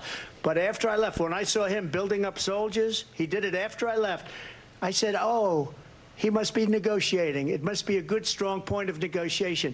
Well, it wasn't, because Biden had no idea how to talk to him. He had no idea how to stop it. And now you have millions of people dead, and it's only getting worse, and it could lead to World War III. Don't kid yourself, David. We're playing with World War III, and we have a president that we don't even know if he's... Where is our president? We don't even know if he's a president. And just to clarify they here... They threw him out of a campaign like a dog. We don't even know. Is he our president? Oh, my God. Or we have a president, Mr. President, that doesn't know he's alive. Your time is up. Just to clarify in the question, do you believe it's in the U.S. best interest for Ukraine to win this war, yes or no? I think it's the U.S. best interest to get this war finished and just get it done. All right. Negotiate a deal, because we have to stop all of these human lives from being destroyed. I want to take this to Vice President Harris. I want to get your thoughts on support for Ukraine in this moment, but also, as Commander-in-Chief, if elected, how would you deal with Vladimir Putin, and would it be any different from what we're seeing from President Biden? Well, first of all, it's important to remind the former president you're not running against Joe Biden, you're running against me. I believe the reason that Donald Trump says that this war would be over within 24 hours is because he would just give it up. And that's not who we are as Americans. Let's understand what happened here. I actually met with Zelensky a few days before Russia invaded, tried through force to change territorial boundaries, to defy one of the most important international rules and norms, which is the importance of sovereignty and territorial integrity. And I met with President Zelensky. I shared with him American intelligence about how he could defend himself. Days later, I went to NATO's eastern flank, to Poland and Romania. And through the work that I and others did, we brought 50 countries together to support Ukraine in its righteous defense. And because of our support, because of the air defense, the ammunition, the artillery, the javelins, the Abrams tanks that we have provided, Ukraine stands as an independent and free country. If Donald Trump were president, Putin would be sitting in Kyiv right now. And understand what that would mean, because Putin's agenda is not just about Ukraine. Understand why the European allies and our NATO allies are so thankful that you are no longer president, and that we understand the importance of the greatest military alliance the world has ever known, which is NATO, and what we have done to preserve the ability of Zelensky and the Ukrainians to fight for their independence. Otherwise, Putin would be sitting in Kyiv with his eyes on the rest of Europe, starting with Poland. And why don't you tell the 800,000 Polish Americans right here in Pennsylvania how quickly you would give up for the sake of favor and what you think is a friendship with what is known to be a dictator who would eat you for lunch. Vice President Harris, thank you. We've heard from both of you on Ukraine tonight. Afghanistan came up in the last hour. I wanted her to respond to something you said earlier, and please, I'll give you a minute here. Putin would be sitting in Moscow, and he wouldn't have lost 300,000 men and women, but he would have been sitting in Moscow. Quiet, please. He would have been sitting in Moscow, much happier than he is right now. But eventually, you know, he's got a thing that other people don't have. He's got nuclear weapons. They don't ever talk about that. He's got nuclear weapons. Nobody ever thinks about that. And eventually, maybe he'll use them, and maybe he hasn't been that threatening. But he does have that, something we don't even like to talk about. Nobody likes to talk about it. But just so you understand, they sent her to negotiate peace before this war started. 3 days later, he went in and he started the war because everything they said was weak and stupid. They said the wrong things. That war should have never started. Is that true? She was the emissary. They sent her in to negotiate with Zelensky and Putin, and she did. And the war started 3 days later. And that's the kind of talent we have with her. She's worse than Biden. In my opinion, I think he's the worst president in the history of our country. She goes down as the worst vice president in the history of our country. But let me tell you something. She is a horrible negotiator.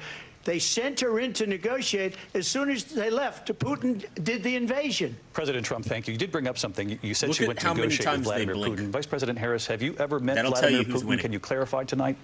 Yet again, I said it at the beginning of this debate, you're going to hear a bunch of lies coming from this fellow. And that is another one. When I went to meet with President Zelensky, I've now met with him over 5 times. The reality is it has been about standing as America always should, as a leader upholding international rules and norms, as a leader who shows strength, understanding that the alliances we have around the world are dependent on our ability to look out for our friends and not favor our enemies because you adore strongmen instead of caring about democracy. And that is very much what is at stake here. The President of the United States is Commander-in-Chief.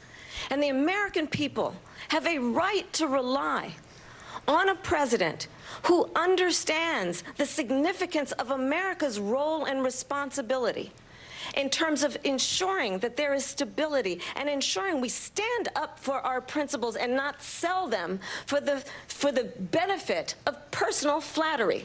We've talked about Ukraine and Vladimir Putin. I do want to talk about Afghanistan. It came up in the first hour of this debate. I want to move on to Afghanistan. Stoltenberg said Trump did the most amazing thing I've ever seen. He got these countries, the 28 countries at the time, to pay up. He said, I've never seen, he's the head of NATO.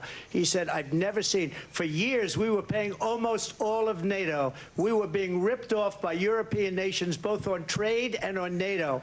I got them to pay up by saying, one of the statements you made before, if you don't pay, we're not going to protect you. President Otherwise, Trump. we would have never gotten it. He said it was one of the most incredible jobs that he's ever seen done. Thank you. I want to turn to Afghanistan. It came up in the first hour of the debate, and we witnessed a poignant moment today on Capitol Hill, honoring the soldiers who died in the chaotic withdrawal from Afghanistan. I do want to ask the Vice President, do you believe you bear any responsibility in the way that withdrawal played out?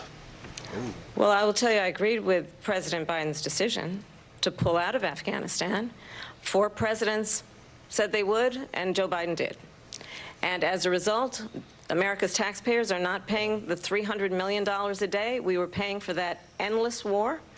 And as of today, there is not one member of the United States military who is in active duty in a combat zone in any war zone around the world, the first time this century. But let's understand how we got to where we are. Voting for you. Donald Trump, when he was president, negotiated one of the weakest deals you can imagine. He calls himself a deal maker. Even his national security advisor said it was a weak, terrible deal. And here's how it went down. He bypassed the Afghan government. He negotiated directly with a terrorist organization called the Taliban. The negotiation involved the Taliban getting 5,000 Taliban terrorists released. And get this, and the president at the time invited the Taliban to Camp David, a place of storied significance for us as Americans, a place where we honor the importance of American diplomacy, where we invite and receive respected world leaders. And this former president, as president, invited them to Camp David because he does not again appreciate the role and responsibility of the President of the United States to be commander-in-chief with a level of respect. And this gets back to the point of how he has consistently disparaged and demeaned members of our military, fallen soldiers, and the work that we must do to uphold the strength and the respect of the United States of America around the world. Vice President Harris, thank you. President Trump, your response to her saying that you began the negotiations with the Taliban. So if you take a look at that period of time, the Taliban was killing our soldiers, a lot of them, with snipers. And I got involved with the Taliban because the Taliban was doing the killing. That's the fighting force within Afghanistan. They don't bother doing that because, you know, they deal with the wrong people all the time. But I got involved. And Abdul is the head of the Taliban. He is still the head of the Taliban. And I told Abdul, don't do it anymore. You do it anymore, you're going to have problems. Abdul! And he said, why do you send me a picture of my house? I said, you're going to have to figure that out, Abdul. And for 18 months, we had nobody killed.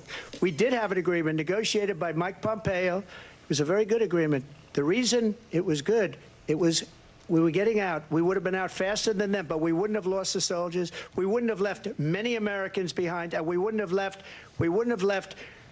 $85 billion worth of brand new, beautiful military equipment behind. And just to finish, they blew it. The agreement said you have to do this, this, this, this, this, and they didn't do it. They didn't do it. The agreement was terminated by us because they didn't do what they were supposed to do. I want to move on. And these people did the worst withdrawal and, in my opinion, the most embarrassing moment in the history of our country. And by the way, that's why Russia attacked Ukraine, because they saw how incompetent she and her boss are. President Trump, thank you.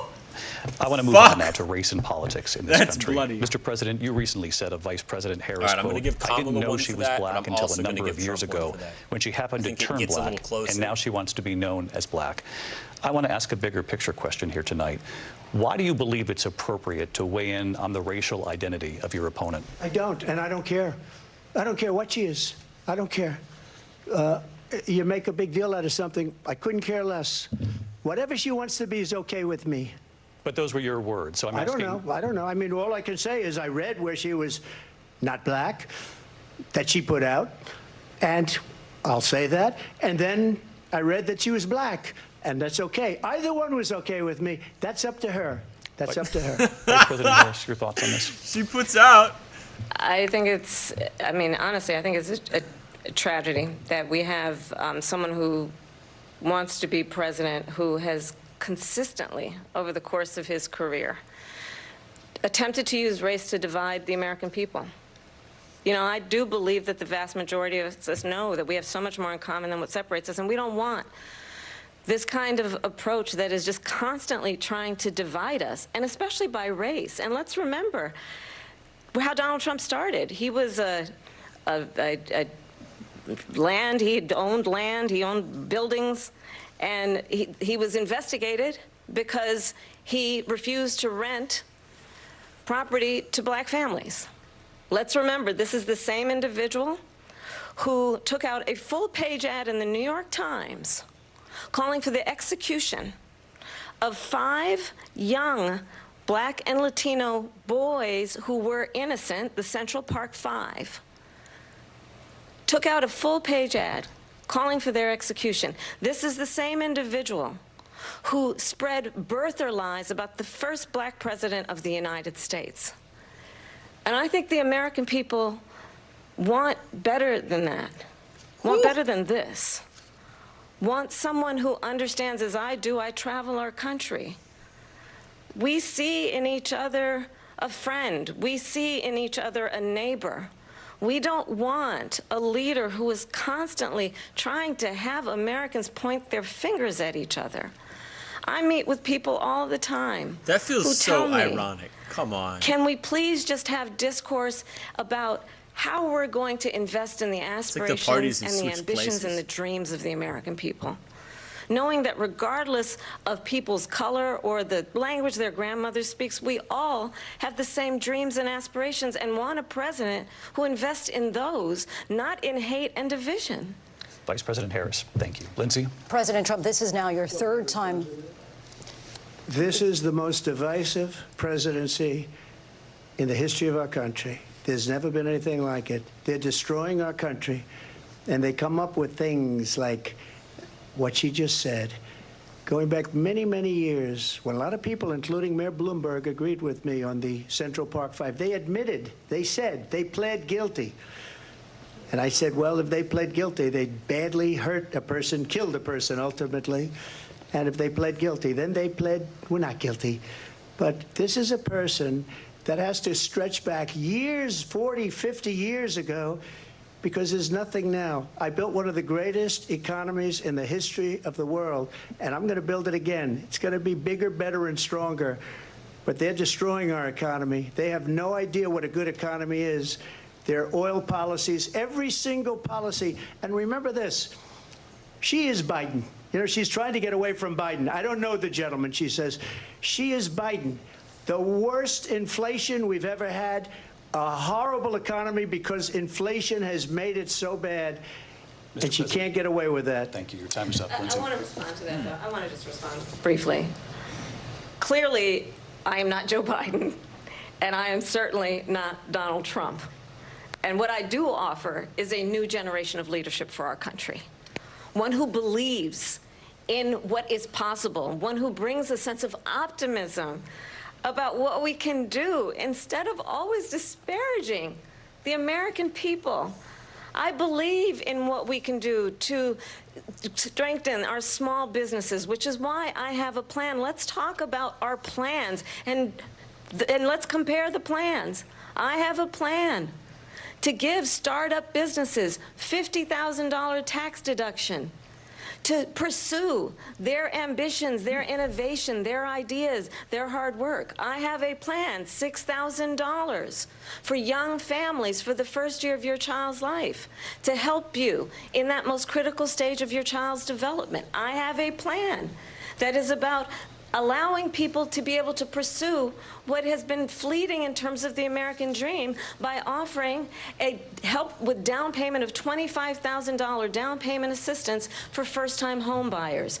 That's the kind of conversation, I believe, David, that people really want tonight, as opposed to a conversation that is constantly about belittling and name-calling. Let's turn the page and move forward. Thank you. Let's turn to policy. President Trump, we have to move on. President Trump.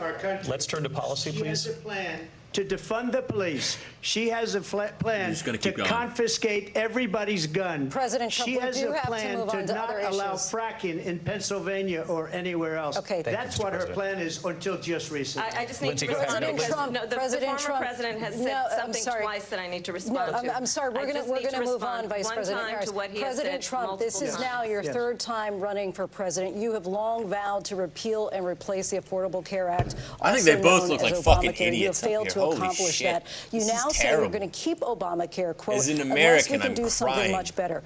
Last month you said, quote, we're I think it's about even. So tonight, 9 years after you first started running, do you have a plan? Let's and give can them you both tell us even what it for is? this end. Obamacare was Frankly, lousy health care. Always was. It's not very good today. And what I said, that if we come up with something, and we are working on things, we're going to do it and we're going to replace it. But remember this. I inherited Obamacare because Democrats wouldn't change it. They wouldn't vote for it. They were unanimous. They wouldn't vote to change it. If they would have done that, we would have had a much better plan than Obamacare. But the Democrats came up. They wouldn't vote for it. I had a choice to make when I was president. Do I save it and make it as good as it can be, never going to be great, or do I let it rot? And I felt I had an obligation, even though politically it would have been good to just let it rot and let it go away. I decided, and I told my people, the top people, and they're very good people. I have a lot of good people in that administration. We read about the bad ones. We had some real bad ones, too, and so do they. They have really bad ones. The difference is they don't get rid of them. But let me just explain. I had a choice to make. Do I save it and make it as good as it can be, or do I let it rot? And I saved it. I did the right thing. But it's still never going to be great, and it's too expensive for people. And what we will do is we're looking at different plans. If we can come up with a plan that's going to cost our people, our population, less money and be better health care than Obamacare, then I would absolutely do it. But until then, I'd run it as good as it can be run. So just a yes or no, you still do not have a plan? I have concepts of a plan. I'm not president right now. But if we come up with something, I would only change it if we come up with something that's better and less expensive. And there are concepts and options we have to do that. And you'll be hearing about it in the not-too-distant future. Vice President Harris, in 2017, you supported Bernie Sanders' proposal to do away with private insurance and create a government-run health care system. What is 2 that? years later, you proposed a plan that included a private insurance option. What is your plan today? Well, first of all, I absolutely support, and over the last 4 years as vice president, private health care options. But what we need to do is maintain and grow the Affordable Care Act. But I'll get to that, Lindsay. I just need to respond to a previous point that the former president has made. I've made very clear my position on fracking. And then this business about taking everyone's guns away. Tim Walz and I are both gun owners. We're not taking anybody's guns away. So stop with the continuous lying about this stuff. As it relates to the Affordable Care Act, understand, just look at the history to know where people stand. When Donald Trump was president, 60 times he tried to get rid of the Affordable Care Act. 60 times. I was a senator at the time when I will never forget the early morning hours when it was up for a vote in the United States Senate. And the late, great John McCain, who you have disparaged as being, you don't like him, you said, at the time because he got caught. He was an American hero. The late, great John McCain, I will never forget that night, walked onto the Senate floor and said, no, you don't. No, you don't. No, you don't get rid of the Affordable Care Act. You have no plan. And what the Affordable Care Act has done is eliminate the ability of insurance companies to deny people with pre-existing conditions. I don't have to tell the people watching tonight, you remember what that was like? Remember when an insurance company could deny if a child had asthma, if someone was a breast cancer survivor, if a grandparent had diabetes? And thankfully, as I've been vice president, and we over the last 4 years have strengthened the Affordable Care Act, we have allowed for the first time Medicare to negotiate drug prices on behalf of you, the American people. Donald Trump said he was going to allow Medicare to negotiate drug prices. He never did. We did. And now we have capped the cost of insulin at $35 a month. Since I've been vice president, we have capped the cost of prescription medication for seniors at $2,000 a year. And when I am president, we will do that for all people, understanding that the value I bring to this is that access to health care should be a right and not just a privilege of those who can afford it. And the plan has to be to strengthen the Affordable Care Act, not get rid of it, pass this prologue in terms of where Donald Trump stands on that. I want to move to an issue that's important for a lot of... She made a mistake. Number one, John McCain fought Obamacare for 10 years. But it wasn't only him. It were all of the Democrats that kept it going. And you know what? We can do much better than Obamacare, much less money. But she won't improve private insurance for people, private medical insurance. That's another thing she doesn't want to get. People are paying privately for insurance that have worked hard and made money, and they want to have private. She wants everybody to be on government insurance where you wait 6 months for an operation that you need immediately. President Trump, thank you. We have another issue that we'd like to get to that's important for a number of Americans, in particular younger voters, and that's climate change. President Trump, with regard to the environment, you say that we have to have clean air and clean water. Vice President Harris, you call climate change an existential threat. The question to you both tonight is, what would you do to fight climate change? And Vice President Harris, we'll start with you. 1 minute for you each. Well, the former president had said that climate change is a hoax. And what we know is that it is very real. You ask anyone who lives in a state who has experienced these extreme weather occurrences, who now is either being denied home insurance or it's being jacked up. Trump had the cost You of ask insulin anybody way who lower than has they been the victim of what that wrong. means in terms of losing their home, having nowhere to go. We know that we can actually deal with this issue. The young people of America care deeply about this issue. And I am proud that as vice president over the last 4 years, we have invested $1 trillion in a clean energy economy, while we have also increased domestic gas production to historic levels. We have created over 800,000 new manufacturing jobs while I have been vice president. We have invested in clean energy to the point that we are opening up factories around the world. Donald Trump said he was going to create manufacturing jobs. He lost manufacturing jobs. And I'm also proud to have the endorsement of the United Auto Workers and Sean Fain, who also know that part of building a clean energy economy includes investing in American-made products, American automobiles. It includes growing what we can do around American manufacturing and opening up auto plants, not closing them like happened under Donald Trump. Vice President Harris, thank you. That didn't happen under Donald Trump. Let me just tell you, they lost 10,000 manufacturing jobs this last month. It's going, they're all leaving. They're building big auto plants in Mexico, in many cases owned by China. They're building these massive plants, and they think they're going to sell their cars into the United States because of these people. What they have given to China is unbelievable. But we're not going to let that. We'll put tariffs on those cars so they can't come into our country, because they will kill the United Auto Workers and any auto worker, whether it's in Detroit or South Carolina or any other place. What they've done to business and manufacturing in this country is horrible. We have nothing because they refuse. You know, Biden doesn't go after people because supposedly China paid him millions of dollars. He's afraid to do it. Between him and his son, they get all this money from Ukraine. They get all this money from all of these different countries. And then you wonder, why is he so loyal to this one, that one, Ukraine, China? Why is he? Why did he get $3.5 million from the mayor of Moscow's wife? Why did she pay him $3.5 million?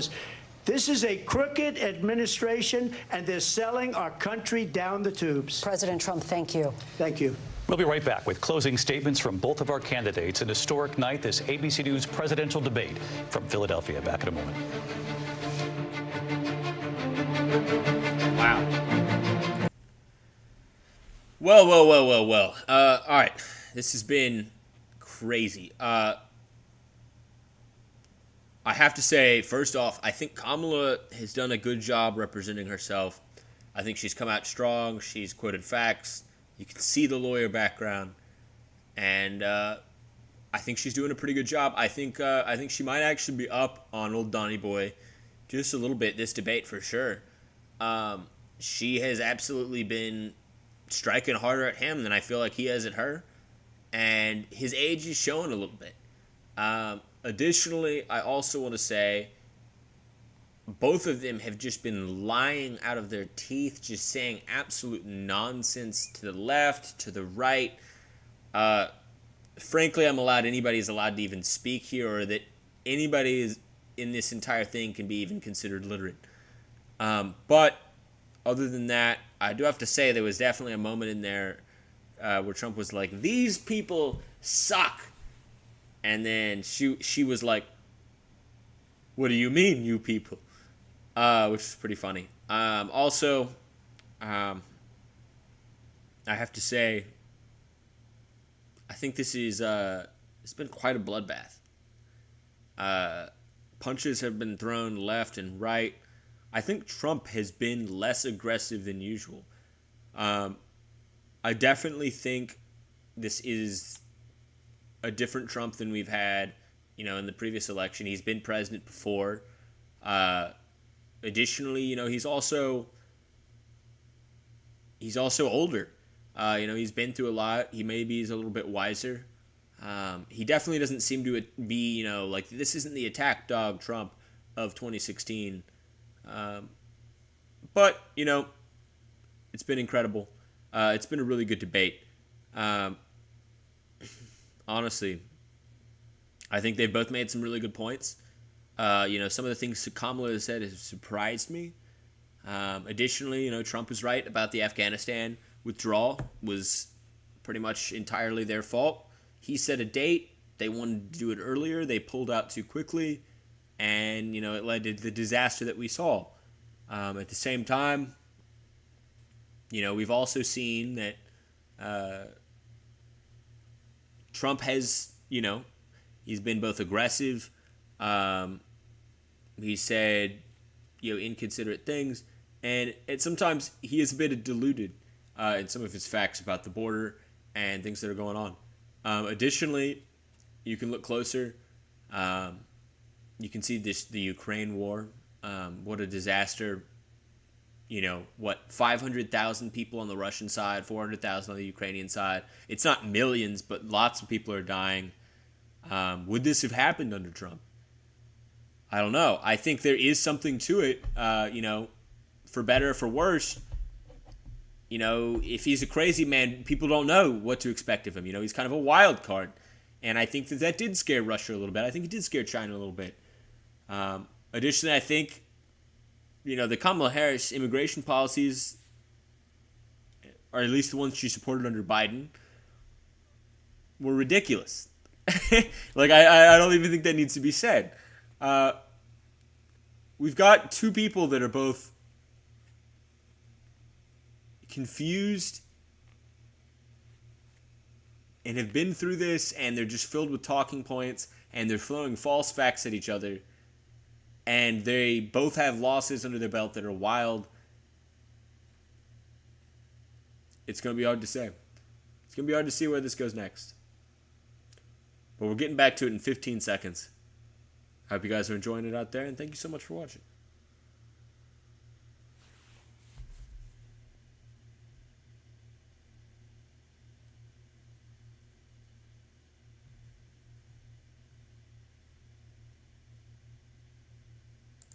We're back with tonight's debate between Kamala Harris and Donald Trump. And when it ends, please join us for analysis of tonight's key moments. Our team will break it down. As we enter the final sprint to Election Day, we'll go back to the debate and closing statements. Live from the National Constitution Center in Philadelphia, Pennsylvania. Here again, David Muir and Lindsay Davis. Welcome back tonight. The time has come for closing statements, and Vice President Harris, we begin with you. So I think you've heard tonight two very different visions for our country. One that is focused on the future, and the other that is focused on the past, and an attempt to take us backward. But we're not going back. And I do believe that the American people know we all have so much more in common than what separates us. And we can chart a new way forward.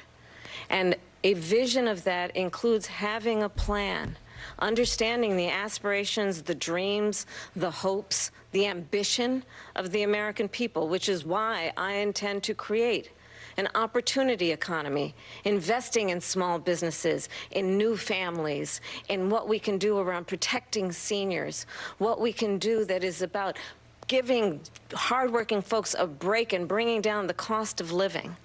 I believe in what we can do together that is about sustaining America's standing in the world and ensuring that we have the respect that we so rightly deserve, including respecting our military and ensuring we have the most lethal fighting force in the world. I will be a president that will protect our fundamental rights and freedoms, including the right of a woman to make decisions about her own body and not have her government tell her what to do. I'll tell you, I started my career as a prosecutor. I was a DA, I was an attorney general, a United States senator, and now vice president. I've only had one client, the people. And I'll tell you, as a prosecutor, I never asked a victim or a witness, are you a Republican or a Democrat? The only thing I ever asked them, are you okay? And that's the kind of president we need right now. Someone who cares about you and is not putting themselves first. I intend to be a president for all Americans and focus on what we can do over the next 10 and 20 years to build back up our country by investing right now in you, the American people. Vice President Harris, thank you. President Trump. So she just started by saying she's going to do this, she's going to do that, she's going to do all these wonderful things. Why hasn't she done it? She's been there for 3.5 years. They've had 3.5 years to fix the border. They've had 3.5 years to create jobs and all the things we talked about. Why hasn't she done it? She should leave right now, go down to that beautiful White House, go to the Capitol, get everyone together and do the things you want to do, but you haven't done it, and you won't do it because you believe in things that the American people don't believe in. You believe in things like we're not going to frack. We're not going to take fossil fuel. We're not going to do things that are going to make this country strong, whether you like it or not.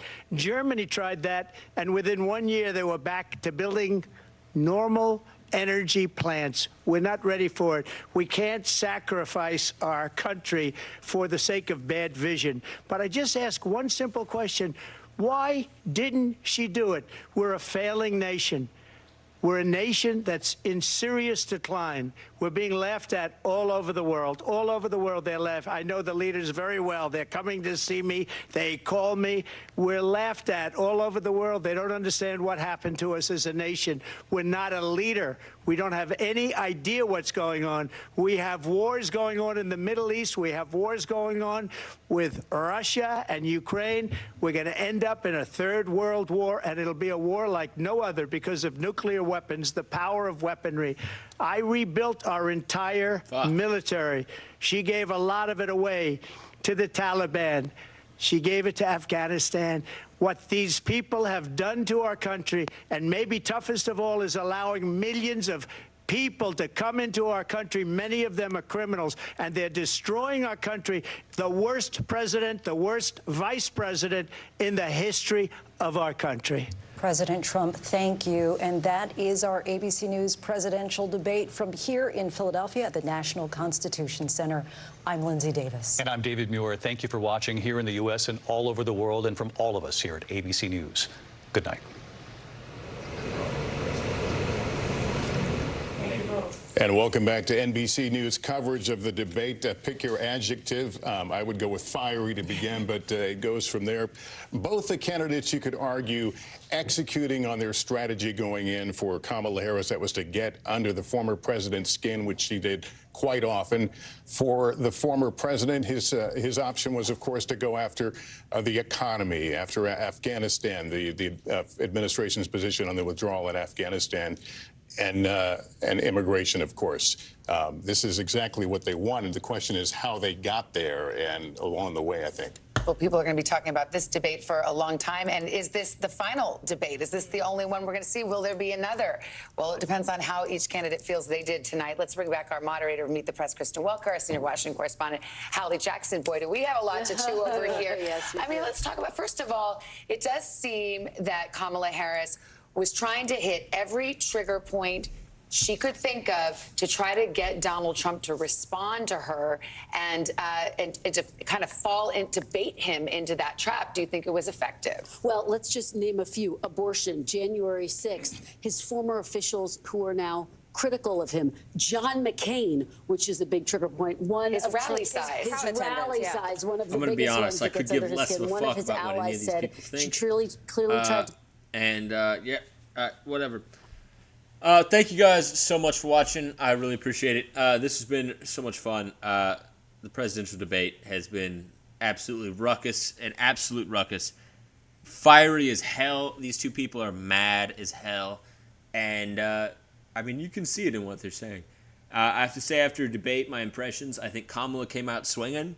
I think she did pretty well, handled herself pretty well, but she also said a lot of nonsense, and, you know, she has a rough track record that was called on pretty frequently by Trump. But overall, I think she might have come out on top in the debate. Trump, by contrast, I feel like he looked a little bit older, a little bit more demure, you might say, maybe a little bit less brat to Kamala's brat. And I think, frankly, he was came out a little bit shorter in the debate. I think they both threw a little bit of false facts at each other. They both attacked left and right. I gotta say, I can't really tell who is meant to be president. Both of these guys seem like nuts to me. And what they've said that has made it seem like they are, you know, capable candidates has been almost embarrassing. I mean, what are we even fucking doing here? I mean, the fact that these two people are the people we have to pick from for the 2024 debate is fucking laughable. And their ability to comprehend the situations that are going on in the average everyday American life, they're not even close. What is going on here? We've got the corrupt oligarchs on the left, and then we've got the corrupt oligarchs on the right, and we have to deal with this bullshit. And you know, after that debate, I would say I would be filled with hope for the Kamala campaign. If you are a fan of the Kamala campaign, I think that's where you should stand on. But that's up to you. And if you're a fan of the Trump campaign, I think you should stand on the Trump side. I'm not really sure whether or not that debate really changed anything in anybody's minds, other than that people are going to be more self-assured. Well, anyway, I appreciate you guys so much for watching. I hope you enjoyed it. I hope you had fun. I hope you had a drink. And you know what? Dilly dilly, you guys have a fantastic rest of your night. And we'll catch you around in the next one. Like, if you did. Comment if you got any recommendations or anything you want to see. And subscribe if you want to. I'm not a cop. This is the Nipples to Clown channel. And we will catch you around in the next one.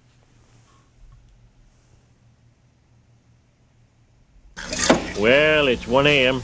Better go home and spend some quality time with the kids. Just a second, Homer. You gotta take a breathalyzer test before I let you drive home. I